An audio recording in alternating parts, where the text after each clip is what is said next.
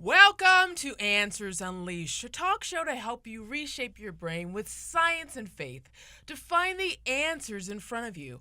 I am your host, Olympia LePoint. Now, if you tune in every single week, you know what this show does. This show gives you information on what you can do to be successful in all the different areas of your life, and you have the opportunity to talk to our newest Einsteins.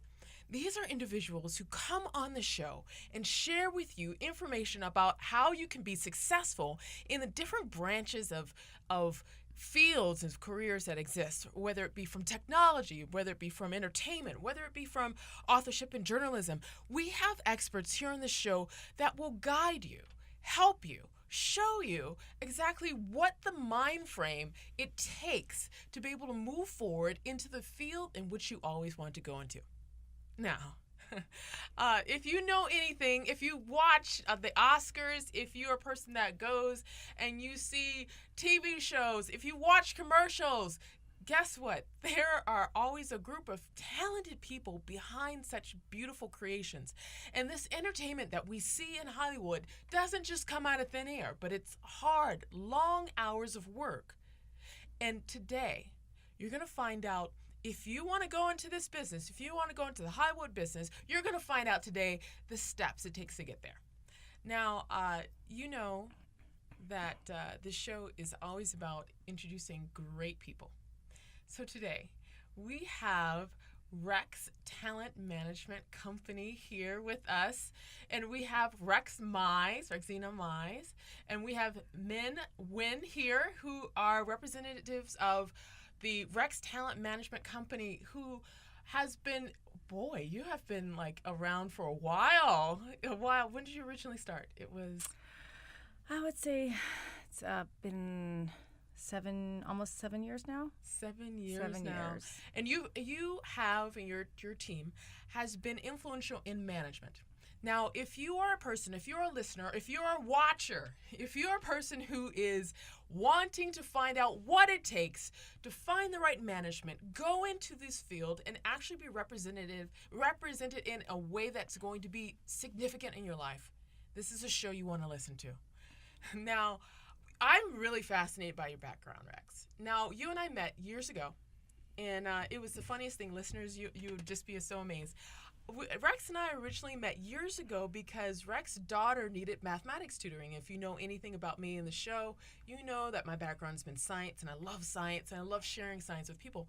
And so your daughter needed math tutoring years ago, and that's how I found out about what you did. So walk us down the story of how you came about creating this Rex Talent Management Company, and originally started with your own work. That is when correct. You were a professional singer and performer. Share with us what happened. Wow, that's a long journey. Well, I first started out as a performer. I toured all over the world. You've been to great places. You've been to places in Asia. I lived actually in the Philippines for almost a year. I was going to pursue Japan next. That was my next go-to. The reason why that is the market at the time when I was, pursuing the industry, the niche was or at least my niche was in Asia and Europe. So and you did a special type of music. It was eclectic rock, but during that time when I came out at the time when there was more like Coldplay. They were just kind of starting out, so it was very male dominated, which it made it really challenging as well because I wanted to be a rocker and I wasn't gonna settle for any more than that. Well, I think it's so amazing. If you see pictures of you on stage from years ago, you had the complete rocker outfit. You were carrying on a complete show for thousands of people, and you were managing yourself. That's correct. And that was the most amazing thing because you were in front of thousands of people, and you found a way to be able to get yourself in front of the right bookers, the people to hire your talents and services. And walk us down that. What was it like to actually go through that journey? Well, as far as the artist side, I mean, at the time we didn't have YouTube. Obviously now it's a lot. I think it's a huge blessing to have YouTube because I think now artists they have a chance to put themselves out there because I was challenged a lot more with dealing with the hurdles of how do I get a record label behind me. So that was one of the things that kind of really pushed me to do it all on my own because I didn't have a choice. We didn't have all that, and it was just really tough to get a label behind you. So I had to do it all by myself. So what was that point in time when you realized that you didn't have to wait on someone else promoting you? What moment in time was that for you where you realized you could do this on your own? Oh, gosh. It's a tough question. I think I just when I saw what I was up against at the time, when I was going through all the websites of all the record labels at that time, and I saw how it was all male dominated, and I saw the niche was at least in the U.S. was primarily just the Coldplays, and just they were just kind of, that was when it was starting out with that, and it just continued. Like all the artists were trying to be just like the males; they were all trying to be just like Coldplay, and I kind of just looked at it and went, there's definitely, I'm going to have to do this on my own because there's obviously no help behind a label that's going to want to put a support female young behind a rocker exactly in front of thousands of people. And this is like around 2005, 2007. That's correct. Like that time. So it was really, you were before your time. But this before the... Some people said I was kind of, it was before my time, and some people said I missed my calling because I would have, my sound would have been perfect during the time like when Prince and Michael Jackson. That's kind of, I had a lot to say in my music, and well, it kind of transformed in a really more powerful way of being able to represent other people in that case. Your daughter now. You were a single mother. That's during right. all of this, and I think that is the most fascinating part about this. And women, if you are a single mom, listen to this story. This is like amazing. You were a single mother. Yes. You had family support, but you were still raising your daughter on your own and doing this music career.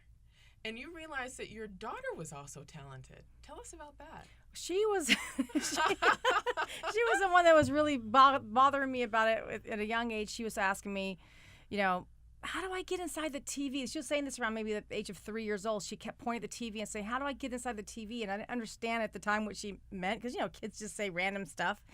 And I was like, and about a year after that, she was obviously starting to talk more, and she said, I want to be doing what these people are doing. And I was like, okay. So that's kind of when it hit. And then I thought about it, and I was like, do I really want her to do this? Because being in the business, knowing how challenging and this is definitely not Disneyland. I tell people that all the time before they. Here's your daughter seeing what was it? What was the Disney? You said that she was really a big fan of one of the Disney shows. That was Kim Possible, or was it that? And you said that she wanted to be one of the Disney people. She wanted to be Kim Possible. And you're like, this is not Disneyland, child. Exactly. And so how did you handle that? Well, I waited for at least a year, and I waited to see if it was going to go away because kids say things all the time. And it didn't go away. She kept asking me, and a year and a half later, she kept asking, and then I finally said, okay, so this looks like it's something she really wants to do. So then that's when I took the steps to research and find out how, because I was in music, but it's not, it's still entertainment, but it's still different. The music world was different than the acting world. It is. It was a different process. It's very similar in a lot of ways, but it's still it's different. But I had never worked in the industry, so I had to do a lot of research to find out how do these actors, how does it work? How to represent your daughter. How to represent her. And so what I did was I at the time this is obviously before, Rex Talent Management, and I researched and I found an agency that I felt was really good that was in LA. We were living in San Diego. We had to relocate. So and you relocated for this management company. For the agency. This is prior to Rex Talent Management. Yes. For the agency, correct. And so we moved. They said because if she's going to do this, if we're going to sign her, they offered her a contract. I'm confusing y'all. And they said if she's going to pursue this, she's going to be serious. She's going to have to be here in LA because auditions come a lot, and you cannot. It's sometimes you'll get even a same day audition. It's like you have to be in the city. So you make the decision to move. She signs your daughter. Now she's following like your footsteps, but little you. She's following your footsteps. She signed on to this agency. Tell us about the management part. At what point in time did it click? Hey, just like I've managed myself, I could help manage my daughter and other kids like her. So there's definitely an answer to that question. So during the whole process, she was going to acting classes, and there was a father that we connected with who had a son who was also, excuse me, in those classes, and he saw that he saw what I was doing for her, and then he also had some background on my career as an artist. And when I was living overseas, he asked me, would you, I'm just kind of fast forwarding here. He asked me, would you kind of mentor me while you're still there? Because I mean, because I was acting as a personal manager for my daughter. He goes, I'm totally clueless in this industry, and I could totally use your help. And if you could just, mentor me over Skype. This is when Skype was still actually just starting out at the time. And so we would connect while I was over there, and I was mentoring him through that whole process on what to do, because he didn't know the steps. And he's like, you obviously know a lot more than I do, being in the music business and just knowing the industry altogether. So I agreed to help him out. And then when I came back from the Philippines and I relocated again back to LA, I didn't have plans to go back anytime soon. My mother got ill and I had to stay with her and take care of her. That's another whole other story. And your mother has passed away. She has, yes. She was a blessing for you. Yes, she was. She was she was actually my biggest cheerleader. I mean, and that's amazing itself, because there's a lot of parents that don't support their when they have children that want to go into the industry, they are completely usually anti most of the time. It's a blessing because they don't see the industry as an actual career. Because your mother supported you, and then you ended up supporting your daughter, and then now you ended up at that point in time supporting another person in his career. Yes. And so the father, when I came back, then he says, so it looks like you're not going to go back anytime soon. He was like, would you consider managing my son? And I just kind of, it just seemed a little, you're like what? It seemed out of place, but I was like, well, maybe I'll, and then I just kind of said, you know what, I'll give it a chance. Why not? Let's just see what kind of happens. And then I took him on as a client, and then from there, and going back to classes, he's one of those cheerleader type of fathers too, who goes around kind of bragging like my son has a manager, blah blah blah. And so he went around talking to all the other parents there in the class, and then they found out who I was, and then they little by little started asking, you think she'll take a meeting with me and my child? Oh, so wow. Then you became like the mommy manager. And that's the truth. That's how it all started. I had no intentions, and it just, in starting a management company, but it grew. It was organic. It happened. It grew. It happened organically, and it grew. And it not only grew in the sense of your clients, but it also grew with the type of work in which you produce. Right. Now, to give the audience a little bit of background of the type of talent that you've represented, you have represented many different talented individuals. Now we have just not only kids. We have. Yeah, we even have all ages. We have even a writer now we just took on, and we have also an artist, a band. They're underground kind of. It's a whole different. We're testing the waters on it, but it's a whole new venture for me, because this is completely different from what I did. And you've booked your talent on several different shows. Oh yeah, we have all of our clients. So let's talk about some of them. What are some of the shows in which you found ways to book your clients on? Wow. They've been on CW, right? Oh, we've had our clients on pretty much all the top shows. For our listeners to get an idea of what type of work you do, talk about some shows. Some of the shows. We had a client that was had a recurring role in The Last Ship, which is now that's on TNT. We had a client on. He was also on the same client. He was on a recurring role in The Genius. Yes. Genius. Yeah, yes. The Genius. We've had. Minh, help me out here. This is Minh also. Minh is. Minh, can you help me think of somebody? There's various shows. We have people on, Criminal Minds.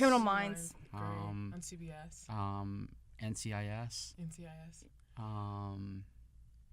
So your clientele grew from your clientele literally grew. They grew up into adults, and you started taking on adults. And feature films too. It's not just TV shows. Yeah, we had a client who booked a role on Michael Bay's 13 Hours. Great. That was a pretty amazing project to book. We actually got to fly out to the premiere. We went, we met Michael Bay. We got to go. It was in Dallas, and that was really fun. So you've gone to a lot of things, like of the Golden Globe Awards. You've been there. Yes, we have been. You've been on SAG Awards. SAG Awards, and it is the most amazing part, because your company not only began to represent adults, it began to take on clients for the production world. And you've done a lot of regarding that. And Minh, your background is production. And directing, which And I actually, and that's also another thing too that's kind of tied in. We met and I started representing him as a director, and then from there he came on board to work with me. We found out that we were a match on the business side, and so now he's literally the other half of, we're together. He's the other half of Rex Talent Management, and then that just kind of happened organically as well. And then he's now directing, and he's also producing with me. And So what is it like on the producing side? There's so many different writers that are listening to our show, and there are so many different talented people that are listening to our show. How did you find a way to be able to merge your particular business into the production world? What was that moment in time where you just knew that, all right, this is an opportunity, we're going to take it, and we're going to move forward with it? Well, I had started producing back in 2009. That's when I started doing independent producing. But prior to that, I had worked on production. I worked on shows like CSI New York for CBS. I was a production assistant and stuff. But after Rex and I, had decided, we worked well together, and we just started pretty much from the ground up, because just a few months after she started her management company, we met, through a short film I directed, and then, basically we, after a few years, then we decided to kind of segue also into production as well. And that also helps our clients that we manage. And everything's kind of just tied in together. And it's fun to be on the producing side, but it's also, quite a bit of work. Yeah, any type of production is work, whether it be a commercial, whether it be a TV show, whether it be a live performance on a theater for keynote talks. What I notice is that, and this is the brain tip that we have today for our show, what I recognize is anytime you move into something that you don't have information on, anytime you research and you decide that you will become good at XYZ, whatever it is, that opens up brain pathways in your brain that allows you to create those new pathways in real life in front of you. And I talk about that in my book, Answers Unleashed. It's when we take the opportunity to learn something new and grow in a new way, that creates opportunities in front of us, because it is a mirror image, and this is part of my Olympia LePoint theory here, is that when we create these new pathways in our brain from learning, we literally create them in real life in front of us. And that is the power of chaos mathematics, that is the power of science, that is the power of faith, all wrapped into one. And so when, Rex, you decided that you were going to take on this management, and you knew nothing about it, but you had to find a way to do it because you love performing, it snowballed. It snowballed into representing yourself. It snowballed into representing your daughter. It snowballed into representing other talented people that were later adults. It snowballed into creating production companies to staff your clients in these productions, whether they be the commercials or whether they be the TV shows and the other things like that. Now, people who are wanting to start something new, let's say that you are a listener. Let's say that you are an audience member, or you're watching this on YouTube or you're listening to it, and you are a talented person who wants to get into the business. I want you to listen right now, because this next question is directly for you. Rex and Minh, let's break this down a little bit. If you had to give advice on what are the things to look for in, let's do the first one, proper management. What if you could tell yourself what you wish someone would have told you when you first started off doing this, what tips would you give our listeners about how to select the right management company, how to go about doing it, or if it's right for them to manage themselves? Just like anything that you're diving into that's new, just first off, do the research, on the company, see if you can find information about their track record and their history. and then contact the management company via email or by phone, and see if you can get a meeting. And you mentioned track record and history. Tell us more about that. I mean, how do you know that the track record is like bad? How do you know it's good? I mean, if someone's like listening and they don't know what to look for, what do they look for? Well, you can always look on IMDb. That's another gauge or measure or meter, and it shows, for example, our company has a pretty good, measurement meter, because our talent are active. They're booking. They're working. They're booking. So they want to look for recent IMDb credits. Look at their clients to see what they're doing, seeing if they're active. That's how you kind of know. That's the best way. And just research, and just being in the business, you kind of just hear. You kind of know. So if they're not in the business, and so they're doing this research, they're looking at the IMDb, doing research on the company. So that's the first thing. Do the research. What's the second thing? Just reach out. Yeah, I think it's just reaching out, and the thing that makes it, if you're just starting out, the thing is, some of these, well, I would say the majority of them won't take a meeting if you don't have credits or experience. And so the other tip I would say, and this is assuming that this is someone that, if we're talking about someone that has no experience necessarily and they don't have credits, that kind of thing, then the best thing for them to do would be probably here's what I would say, as far as actors, sign up on Actors Access because it's free, and look for student films, because it doesn't cost any money, and that's a great way to get your foot in the door and to at least get yourself in front of the camera, get some experience, and those count as credits. And sometimes if you're working on a project that's some of these are certain, like if it's a thesis project, for example, like someone who's not just someone's about to get out of college, a director or whatever, then it'll be a different level of a project. And I think that's a great way to really start and look for short films, because you basically, when you go into Actors Access, you have the capability of going in there and filtering out like what ages and your what demographic you see yourself in, and they'll send you projects, or you can go and just look through everything and just submit. That's what I would do. Start off just by submitting, and that's a great way to start your resume. That's the beginning stage, and I would start that first, especially if you don't have any credits, because then when you've reached maybe a year into it and you've got some credits, then you have more to go to.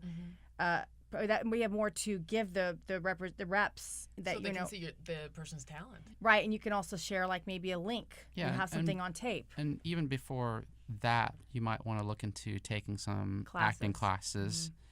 So you kind of what the ropes are to preparing for a scene, or preparing to do the job when you self-submit.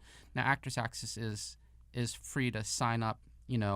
However, if you want to do unlimited submissions, it's one annual fee a year. But if you want to just kind of do a la carte, they charge you $2 per submission. So it's better to pay the annual fee, and then you work on that, and then build your credit and resume, and try and set up a meeting. Or if you talk to friends in your community or your network, ask if they can refer you to a management company or talent agency. Classes are a great way, like Minh said. Idea. That would be the first step, I think, before just diving in. Just make sure this is what you really want to do. So when you do go out in auditions, and you already kind of have what to expect, because then you won't be completely blindfolded when you go into the. Minh will tell you he used to be an actor, so I'm sure in the beginning he was, was it surprising when you walk in the door and you didn't know what to do in the beginning? Yeah, I mean, when you're kind of new, it's just like stepping into a place where you're unfamiliar territory, and then you're like, well, what do I do? And so it could make you nervous, and it could affect your performance. So, the more training or experience you have under your belt, is less likely you'll be nervous. Well, I really appreciate this, because as you know, I came from a performance background. I went to the Alexander Hamilton Performing Arts School, so shout out to my high school here, where they trained us to be performers. And I did not realize how powerful that type of training was going to be in the corporate world. Because anytime that you have to present yourself to individuals, anytime you have to speak in front of individuals, you have to basically sell yourself, sell your idea, sell your concept. And I did not know that once I would be able to hone in those skills in the business world and then hone those skills on within science, I would later create my own type of entertainment. So it is so beneficial to go to the trainings and something which I learned when I was in high school, that a lot of people in speech classes are learning, a lot of people in acting classes are learning. It is the way to communicate and to market yourself in a way that is going to be professional. Now, if someone is a writer, if someone is a performer, how do they market themselves? And this is the last tip that we'll share with our audience with this. How does a professional, talented person market themselves to be able to manage themselves if they need to? That's a really tough call, because a lot of these talent, a lot of the talent, they don't really have, they're not just doing it by themselves. They always have, unless you're you can with now the advent of social media. That's the only. That's the, with Twitter, Facebook, Instagram, you can do that. Post your pictures of you working on set. Post up videos of your performances. That would be a simple. That's how you could do the marketing. But on a bigger scale, that's gonna, depending on the level that you want to accomplish, that's what it comes down to. Because when you start looking at talent, when they're like really, like when they're doing bigger things, they have a team behind them. So if you want to be an independent, like indie type talent or artist, then that could work. Or like if obviously, like you said, like Minh said, in the younger generation, a lot of them now that's what they're doing. If they're just trying to do more like the YouTube, like become a YouTube sensation, then that could totally work. Do you know, it was so fascinating? I was watching this interview on the Wendy Williams show, and it was of Brooke Shields. And it was so surprising because if anyone follows Brooke Shields, she was a person who was a mega supermodel in the 70s and 80s. Jordache jeans, was it? Or no, was it Calvin Klein or Jordache jeans? I forgot which one. I don't remember, but I remember it sounds familiar. Yeah, she was huge, and it was so fascinating.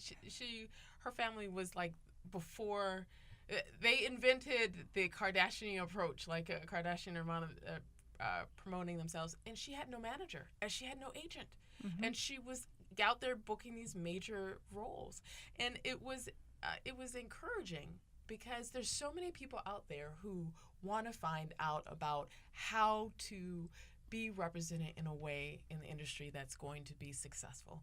Now, do you have the Rex Talent Management Company? How do people find you online? Before we go, tell our audience how to find you and how to get in contact with you. And what is, if they've heard the show, what can they do to reach out to you? Well, you could go to our website. We have a website, and we're also on IMDb as well, and that has all of our contact information there. So what is your website for our RexTalentManagement.com. RexTalentManagement.com, and how they find you on IMDb? Same thing. It's just RexTalentManagement.com, or they can go to but you have to have a pro account. You have a pro account, but you can go to the website and has our phone number. And then our email, it's info@rextalentmanagement.com. Yes. Is there a special code? Like if they've heard the show, do you want them to put anything in the subject line? So when they contact you, you will know that they heard you on the show. Sure, they can put in the subject that we heard you on the show. To put answers, so in the subject line, put Answers Unleashed, so they know there that you heard the show with them specifically. Well, there you have it. You have contacts to find out more information about the entertainment world, how to manage, how to look at the different type of opportunities that are in front of you. Thank you, Rex. You're very welcome. And thank you, Minh, for being on Answers Unleashed today. Sure. Thank you. Thank you. Well, there you have it. Always tune in to us. We're here every Tuesday at 2 p.m. on kpcradio.com. I am your host, Olympia LePoint, on AnswersUnleashed.com. Always find us on AnswersUnleashed.com/podcast to look at past shows. You can find me on Facebook.com/Olympia LePoint, and you can always call us at 888-88-ANSWERS and ask us questions, and you never know, your question might be answered live on air. I am your host, Olympia LePoint, and I'll see you next time.